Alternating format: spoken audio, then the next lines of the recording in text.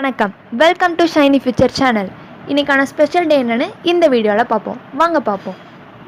இன்றைக்கி June 5. June 5ன்னு சொன்னோன்னே ஒவ்வொருத்தருக்கும் ஒவ்வொரு ஞாபகம் வரும். ஆனால் இன்றைக்கி என்ன முக்கியமான டேன்னு உங்களுக்கு ஞாபகம் வருதா?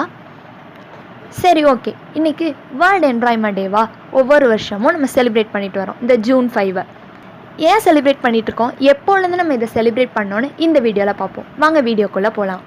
1972 உலக நாடுகள்லாம் சேர்ந்து சுற்றுச்சூழலை காப்பாற்றுறதுக்காக ஒரு இடத்துல கான்ஃபரன்ஸ் போடுறாங்க. அந்த இடத்துல 113 நாடுகள் கலந்துருக்கு.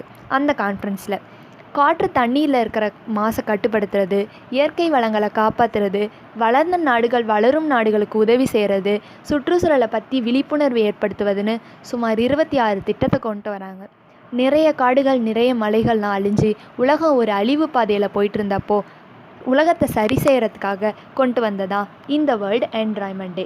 இந்த சுற்றுச்சூழலை பற்றி மக்கள்கிட்ட அவேர்னஸ் கொடுக்கறது, நம்ம பூமியை நம்ம பாதுகாத்துறதுக்கு ஐநா சபை 1972 ஸ்டார்ட் பண்ணது. அப்போலேருந்து இப்போ வரைக்கும் வேர்ல்டு என்வாயர்மெண்ட் டேவை ஜூன் 5 செலிப்ரேட் பண்ணிட்டு வரோம். நம்ம வாழ்கிற பூமி நமக்கு மட்டும் சொந்தம் கிடையாது, இங்கே வாழ்கிற சின்ன சின்ன ஜீவராசிகளுக்கும் சொந்தன்றதை நம்ம புரிஞ்சுக்கணும். இதெல்லாம் மறந்து இயற்கை வளங்களை சுரண்ட ஆரம்பித்ததுலேருந்து தான் சுனாமி, சைக்ளோன், ஃப்ளட்டு இந்த மாதிரி நிறைய வருது. முக்கியமாக சொல்லப்போனால் COVID-19, மகாராஷ்டிராவில் வெட்டுக்கிளி, அந்த மாதிரி நிறைய ஒரு டேஞ்சரஸான வந்துக்கிட்டு இருக்கு. ஒவ்வொரு வருஷத்துக்கும் புது புது தீம் வச்சு தான் இந்த சுற்றுச்சூழல் தினமாக நம்ம கொண்டாடுறோம். அந்த மாதிரி இந்த வருஷம் ஈகோசிஸ்டம் ரெஸ்டோரேஷன் தீம் தான் இந்த இயருக்கு கொடுத்துருக்காங்க. சுற்றுச்சூழலை மீட்டெடுக்கிறது தான் ஈகோசிஸ்டம் ரெஸ்டோரேஷன்றதுக்கான மீனிங். இப்போது ரீசெண்டாக நிறைய பிளேஸில் காட்டு தீ பரவி பல லட்சம் மரங்கள், விலங்குகள்னு நிறைய அழிஞ்சு போச்சு. இதை ஹைலைட் பண்ணி தான் இந்த வருஷம் ஈகோசிஸ்டம் ரெஸ்டோரேஷன் தீமாக அனௌன்ஸ் பண்ணாங்க ஐநா சபை. ஒரு சில வழிகளை நம்ம எல்லோரும் கடைபிடிச்சோன்னா சுற்றுச்சூழலை காப்பாற்றலாம். பிளாஸ்டிக் பேக்ஸ், பாலித்தீன் பேக்ஸ்லாம் குறைக்கணும். பிளாஸ்டிக் மெட்டீரியல்ஸ்க்கு பதிலாக கிளாத் பேக்ஸ், ஜூட் பேக்ஸ் அந்த மாதிரி யூஸ் பண்ணால் சுற்றுச்சூழல் மாசுபாடை குறைக்கிறதுக்கான அதிக வாய்ப்பு இருக்குது. வாகனங்களோட புகையினால் சுற்றுச்சூழல் மாசுபடுது. வாகனங்களை போகிறதுக்கு பதிலாக சைக்கிள் பை வாக், கொஞ்சம் தூரம் இருந்தாலும் சைக்கிள் பை வாக் அந்த மாதிரி நம்ம போனாலே அதுவும் நமக்கு எக்ஸசைஸ் தானே. அந்த மாதிரி போனாலே நம்ம சுற்றுச்சூழல் மாசுபாடை கொஞ்சம் கட்டுப்படுத்தலாம். தண்ணியை நம்ம சிக்கனமாக யூஸ் பண்ணணும். ஒவ்வொரு வருஷமும் ஒரு மனிதர்களும் சுமார் 6-7 லிட்டர் தண்ணியை வேஸ்ட் பண்ணுறதா சொல்கிறாங்க.